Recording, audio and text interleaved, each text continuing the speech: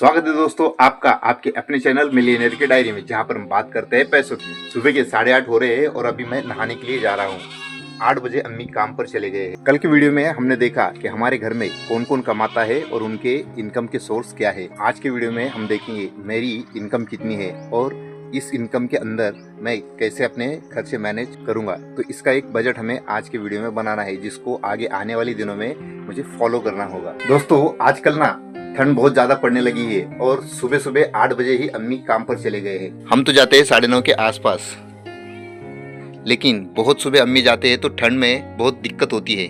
तो आने वाले साल में अम्मी के लिए कुछ ऐसे काम का इंतजाम करना है जिससे अम्मी को तकलीफ ना हो, क्योंकि सुबह 8 बजे जाके वो शाम में 6 बजे आते हैं और पूरा दिन पानी के अंदर, धूप के अंदर, ठंड के अंदर काम करते हैं। तो आने वाले साल में मेरा ये भी एक टारगेट होगा कि अम्मी के लिए ऐसा काम ढूंढूं जिससे अम्मी को तकलीफ कम हो। अभी अगर मुझे मेरा बजट बनाना है तो सबसे पहले मुझे देखना होगा कि मेरी इनकम कितनी है।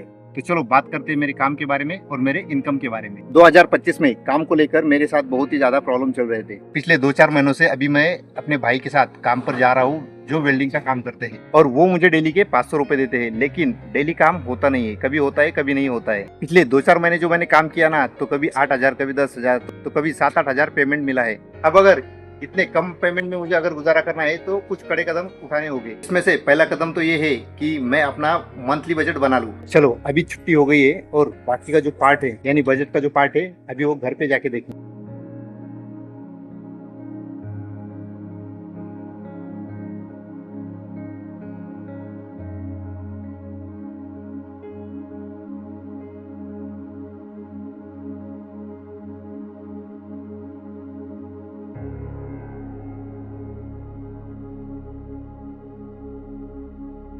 चलो दोस्तों अभी घर पहुंच गया हूँ।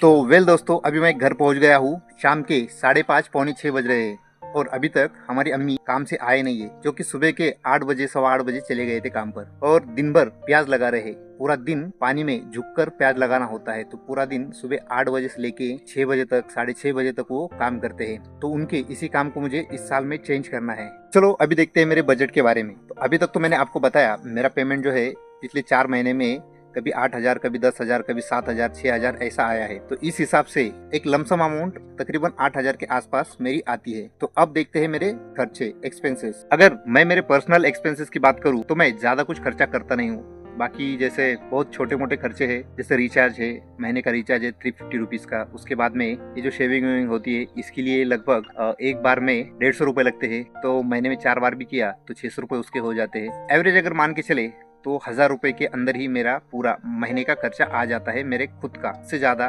बाकी कुछ खर्चा आता नहीं है। और अभी दूसरी बात बताऊं तो मैं यहाँ पर जब गांव में रहता हूँ ना, तो यहाँ पर मैं बिल्कुल भी खर्चे के लिए कुछ पैसे देता नहीं हूँ। अभी तो मेरी कंडीशन वैसी है नहीं, लेकिन आगे जाके उसको भी मैं सुधारूंगा। हाँ, तो फिर मेरा खर्चा कहाँ है? मेरा खर्चा है शहर में, जहाँ पर मेरे बच्चे और मेरी वाइफ हिना रहते हैं। वहाँ का जो खर्चा है वो मेरे लिए बहुत ही ज्यादा इम्पोर्टेंट है। तो उसमें क्या क्या है देखते हैं अभी। सबसे पहले उन्हें अगर वहाँ पर रखना है शहर में, तो इसके लिए मुझे जरूरी है रूम का रेंट, जो कि 2,500 रुपए है। दूसरा मेरा वहाँ का सबसे बड़ा जो खर्चा है वो है किराना, ग्रोसरी।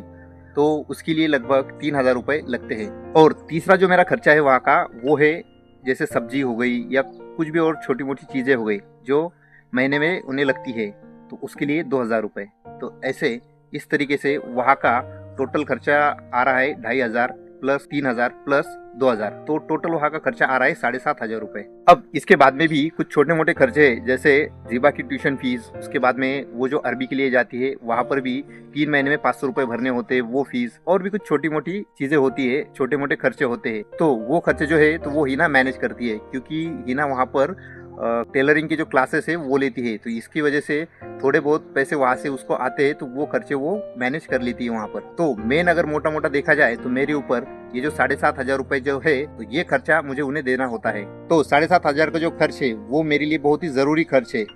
उसको मुझे करना ही करना है, क्योंकि वो जरूरत का खर्चा है। तो उसको मैं कुछ भी इधर उधर स्किप नहीं कर सकता। पिछले 2-4 महीनों में जो भी मेरा पेमेंट आया 7-8 हजार 10 हजार, तो उसमें वहाँ के खर्चे मैनेज करना मेरे लिए बहुत ही ज्यादा दिक्कत का काम हुआ, क्योंकि आने वाले साल में फिर से वो दिक्कत मेरे साथ ना हो, इसीलिए मैं बजट बना रहा हूँ। तो कल हम देखेंगे कि मैं किस तरीके से, क्योंकि अभी मेरे पास 7,500 रुपए 8,000 रुपए वन टाइप तो है नहीं, फिर मैं किस तरीके से वहाँ का मैं बजट बनाऊंगा, तो वो हम कल देखेंगे। अब ये तो हो गई मेरी बेसिक जरूरतें, लेकिन अभी आता है बजट का दूसरा हिस्सा, जो कि है मेरा लोन। लगभग 40,000 रुपए मुझे इमीडिएटली देने हैं। उसमें से 2 दोस्त है मेरे जिनसे मैंने 10-10 हजार रुपए लिए है, और एक जान पहचान के है उनसे हमने 20,000 रुपए लिए है। तो ऐसे लगभग 40,000 का मेरे ऊपर लोन है। तो इस लोन को भी इस साल में मैं किस तरीके से खत्म करूंगा, उसका प्लान अभी कल की वीडियो में हम बनाएंगे। तो चलो, आज की वीडियो में हमने देखा मेरी इनकम कितनी है और मेरे जरूरत के खर्चे कितने हैं। तो आप लोग जो भी मेरे वीडियो के बारे में सोचते हैं वो जरूर कमेंट में लिख देना। मैं हूं आपका दोस्त सैम और आप देख रहे थे मिलियनेयर की डायरी।